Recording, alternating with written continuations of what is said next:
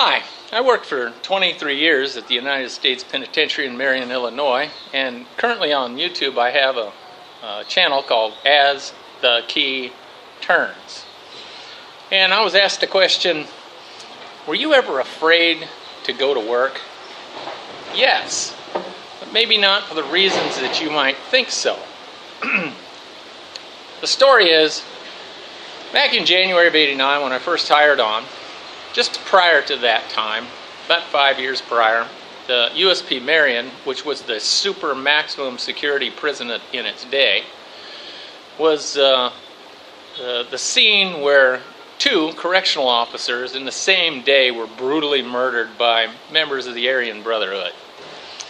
And prior to those two murders, there was more than 10 inmates murdered. So the people that worked there, when they hired new staff, they were extremely concerned that you weren't tough enough to work there. And I was 5'9", weighed about 140 pounds, and I was top of the list of concerned. They actually referred to me as looked mousy. So what they did, the first assignment that I got was at special housing. And in special housing, we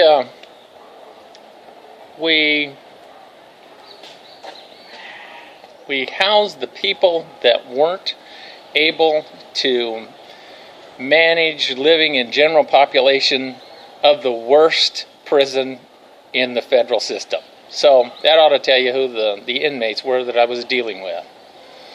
So they dropped me off down there, and first thing, they decided that through a series of hazing, not just me, but all correctional staff would be weeded out, the weak ones.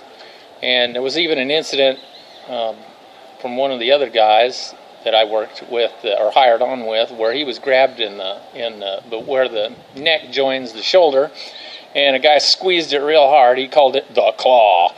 And he used it on inmates and staff alike. And he injured this guy, and the guy decided that he would rather just go back to being a police officer. It was an easier job. So what they did with me was they decided that since I was so small and mousy that I must be gay.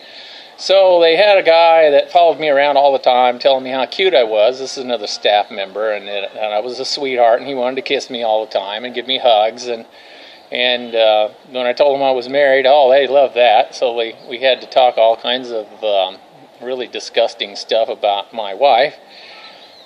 And eventually what happened was there was an incident where I was sweeping the floor upstairs. I made a big pile of stuff that I had swept up, and I looked over the side, of the stairs to make sure that there was nobody there, and then I swept it over the side. Well, about the time I did, a guy came around the corner and started walking up the steps, and I swept this big pile of junk all over him. Well, he decided that I had done that on purpose, and that I needed to get beat up. So he was down at the bottom of the stairs threatening all kinds of physical harm to me, and I told him, come on up the stairs, I'm sick of this job anyway. I'm not going to put up with much more of this crap. And all of a sudden, everything was okay. It was just perfectly fine. And they laid off me. Well, not long after that, one of the guys that was actually nice to me there, I noticed that, he told me, he said, I start out on Monday and I feel really good, and by the end of the week I feel terrible, and on Saturdays I can hardly get out of bed, I'm so sick. Sunday I feel a little better, and Monday I'm back to feeling fine. He says, I think there's something I'm allergic to here, or something's, really affecting me here at this place.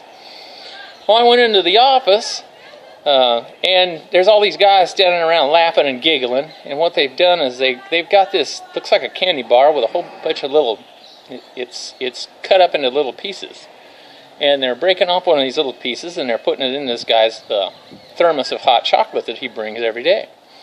And I said, what are you guys doing? He said, this is X-Lax, and we're putting it in there, and it's really funny. Ha, ha, ha. He gets really severe diarrhea. I said, man, you guys are killing him. Oh, it's all okay.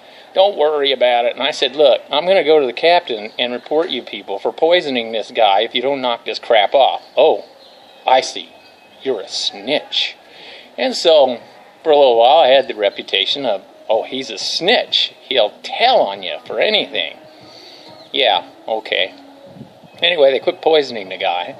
And it'll come up.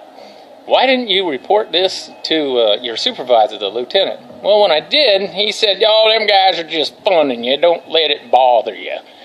Ah, okay. He says, that's just the way it is here at USP Marion.